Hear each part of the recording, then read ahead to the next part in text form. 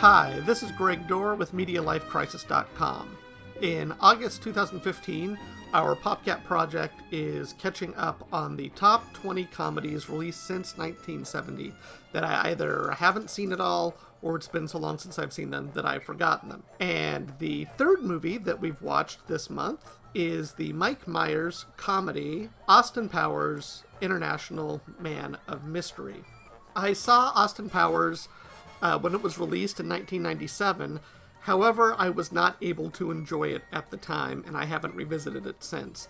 I missed it on its opening weekend. Later that week, I went on a road trip with a group of friends, all of whom had seen Austin Powers individually during opening weekend.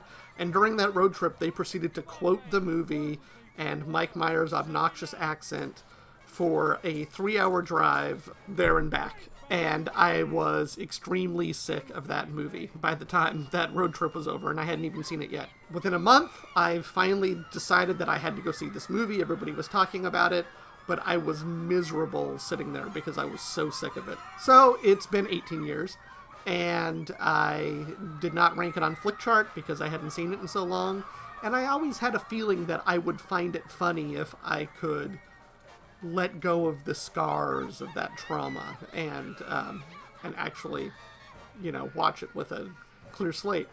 So I did. I watched it this month as part of this PopGap project, and I thought it was really funny. It's a really good movie. It's not a great parody movie. To me, the great parody movies are movies like Airplane or Anchorman, because what those movies do is they not only spoof a specific subject thoroughly, but spoofs can kind of get flat after about a half an hour. I mean, spoofing really works well on TV. For 90 minutes, you have to do more than just write jokes according to a theme. You have to also take that same kind of anarchic attitude that you have towards the gags in the movie and apply it to the plot and the characters in a way that will keep the movie fresh for 90 minutes. And to me, that's what Airplane does, and that's what Anchorman does. The key to comedy really is surprise. You laugh at things you laugh the hardest at the things that you didn't expect to happen. And movies like Airplane and Anchorman are full of those kinds of surprises. Austin Powers, to me, is a really funny movie. I laughed a lot during this movie. It did sort of sag in the middle, and I think it's because Myers sort of reveals his bag of tricks in the opening hilarious 10 minutes, and then doesn't really do anything new. After that 10 minutes, what he does is still really funny, and it's what he does best. He invents, two extremely iconic main characters in Austin Powers and Dr. Evil. Even some minor characters that are sort of enduring, like Basil Exposition, who shows up twice, who's the character that just shows up and gives exposition on plot exposition. And Myers introduces a ton of catchphrases, which we already know that he was great at from his, stint on Saturday Night Live. But it doesn't really do anything new or interesting with the plot. It just takes those 1960s spy movie James Bond tropes, and it skillfully attacks the worst of those tropes, but they're all sort of the obvious targets, and he does really good jokes, but they're kind of the obvious jokes that were coming. And so in that regard, I find Austin Powers to be a really good parody, but not a great parody, and not a great movie, because the great movies are the ones that sort of transcend your expectations. And Austin Powers fits neatly within my expectations. It is the lowest ranked movie that we have on this month's list. It may be one that ends up pretty close on my chart to where it is on the global Flickchart chart. So now let's add Austin Powers to my Flickchart and see where it winds up on my list of favorite comedies. So the first movie it's up against is Bryan Singer's 2000 movie X-Men, which I saw in the mid-2000s. I don't have any relationship with the X-Men prior to that, so I didn't really care about it. I didn't really understand what the big deal was. I liked Hugh Jackman, I liked Anna Paquin, the rest of it I just kind of shrugged my shoulders about. After that, I saw X-Men First Class and Days of Future Past, and loved those. And now when I went back and watched all the X-Men movies, those later sort of prequels sort of filled in the blanks of the character relationships that I was missing in the first one, and now I enjoyed X-Men well enough that it sits right here in the middle of my chart. However, Austin Powers does about as well as a movie can with what it's doing. It's not a brilliant movie. It doesn't, like, change the form or transcend what you expect it to be, but it is very, very funny, so I'm going to vote for that one here. Now it's up against Troll Hunter, the Norwegian found footage movie, which was a fun mockumentary about a group of filmmakers that I think they're investigating a rash of bear attacks in rural Norway. So they get hooked up with a hunter who, it turns out, is licensed by the government to help contain the troll population. Trolls are real. There's a bunch of varieties of them. The government keeps them secret. And there's a lot of interesting conceptual stuff and some fun, scary parts with big CGI trolls stomping around. I like Troll Hunter. However, Austin Powers is the better movie because it is... I laughed probably 72, 73, 74 times during the movie, which is pretty good for a 94-minute movie. So now it's up against a considerably less funny movie, Clint Eastwood's 2008 movie Changeling, which doesn't seem to have a lot of fans, but I really, really liked it. And I'm sort of lukewarm on about half the stuff that Clint Eastwood makes these days, but Angelina Jolie plays a telephone operator in the 1920s, 1930s, who has a young son, and one day he goes missing. So obviously she's concerned about this, and she talks to the police. A little while later, the police return her son to her, but she doesn't believe that it's her son. She thinks it's a different boy. And I found it really gripping and absorbing, and it sort of gets in a little bit to the issue of women's rights back in that era and how they would be institutionalized if they showed any sign of, you know, not complying with male directives. But Angelina Jolie had a couple of movies right in that period, Changeling and A Mighty Heart, which both seem to be vastly overlooked, and I thought featured her two best performances. I'm not a huge fan of hers, but in Changeling and Mighty Heart, I really, really loved the work she did in those. I'm going to vote for the Changeling here over Austin Powers. Alright, so up next, The Queen. This is a fine movie. Helen Mirren as the Queen, Michael Sheen as Tony Blair, and how they work together to handle the tragedy of Princess Diana's death, which was a huge media storm. It's a really good movie. It's really well done. It's been a while since I've seen it. To me, it's a more substantive movie than Austin Powers. I think Austin Powers does what it does very well.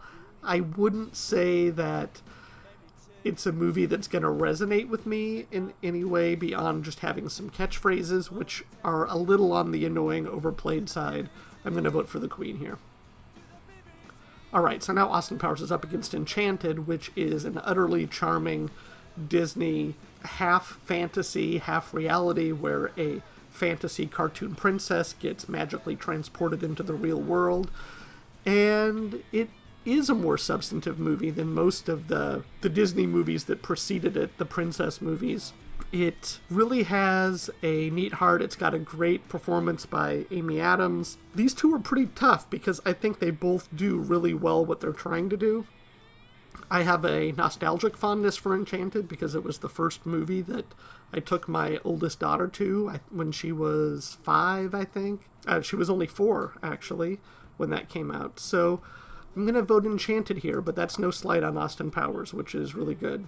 Now, here's another movie that I have a great nostalgic fondness for, Foul Play, with Chevy Chase and Goldie Hawn. It was written by the guy that wrote Silver Streak. He only worked for a little while, and I think maybe he died fairly early. Anyway, Foul Play is a murder mystery with great chemistry between the leads. I grew up back in the days when there were no cable movie channels. You had your 3 networks, and then you had a couple of local networks and PBS. And if you wanted to watch a movie, since there were no VCRs, you had to watch what they showed with commercial breaks. And Foul Play was a movie that they seemed to show quite a bit, and I watched it several times. I love Foul Play. I've watched it again recently. It might not hold up to younger viewers, but it's very Hitchcock-inspired, and I have a great fondness for it. And Goldie Hawn has never been lovelier, and she and Chevy Chase, I think it's their best movie together. It's just a delight. So as much as I laughed at Austin Powers, and the quality of its jokes are better than Foul Play's, I have to vote Foul Play here because it's a movie I grew up with. Okay, so this will be interesting because Beetlejuice is a movie that came out when I was 16, and I was mesmerized by its production design and Danny Elfman's music. I started buying all of his soundtracks, I think shortly after Beetlejuice. And it's when we were just getting accustomed to a director named Tim Burton. One of the problems I have with Tim Burton is his movies always disappoint me on a story level. I think that they are brilliant visual works, but something about the stories, they just don't have momentum, or the characters are kind of shallow, and I just don't get into them. But I do have a nostalgic fondness for Beetlejuice, and I think it's one of Tim Burton's better movies. It's really brilliantly designed. Austin Powers is a brilliant joke machine, but also sort of a weak, a narrative that lacks energy.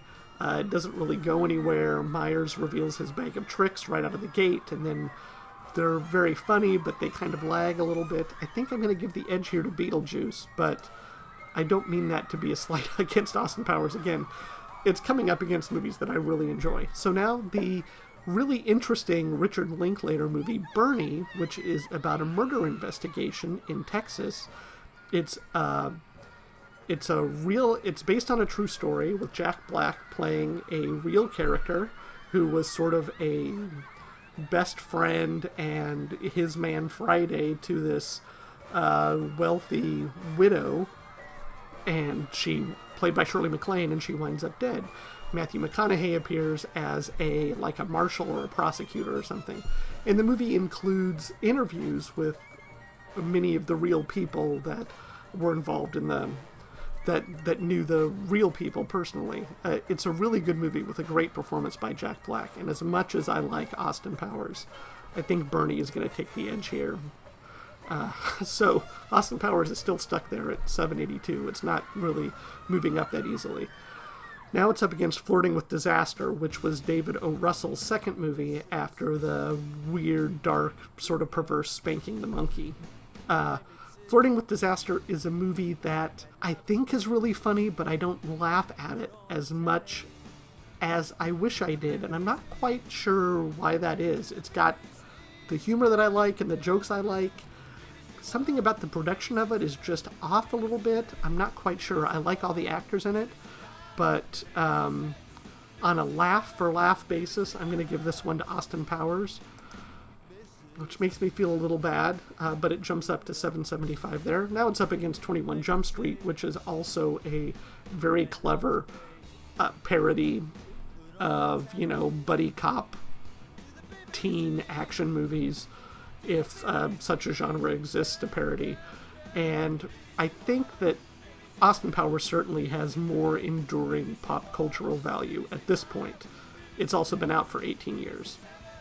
21 Jump Street has not been out as long. I've only seen it once. I've seen Austin Powers twice, but I've heard people quoting Austin Powers for almost 2 decades. I really like 21 Jump Street. I'm going to give this to Austin Powers just for its longevity. Okay, so now it's up against another comedy, which happens to be another favorite of mine that I've watched many times since I was a teenager. When we first got cable, I was 12 years old. It was 1984. Movies like Night Shift played on the movie channels all the time, and I've probably seen Night Shift 5 or 6 times. It's directed by Ron Howard. It's one of the first movies with Michael Keaton. It's got Henry Winkler in a great role, sort of opposite of the Fonzie character that he was known for at the time. Austin Powers is a funnier movie, but I think the laughs in Night Shift are richer because it's a character-based comedy, and the story is kind of interesting. It's a bit maudlin. Interestingly, it's where the song "That's What Friends Are For" comes from. It comes from Night Shift, and then it was later re-recorded by Dionne Warwick and all that for the Charity album. But I think here it's performed by Rod Stewart.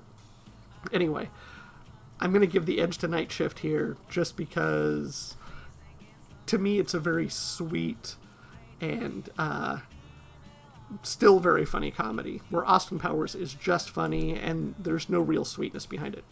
Okay, so Austin Powers ends up at number 772 on my Flickchart.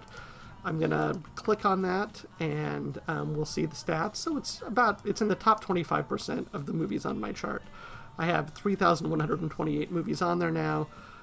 This is it says a 4-star out of 5 is how I should rate it elsewhere. Very good movie. Just not up in my upper echelon. I'm going to check out how it compares to other parodies and spoofs on my chart, just for comparison.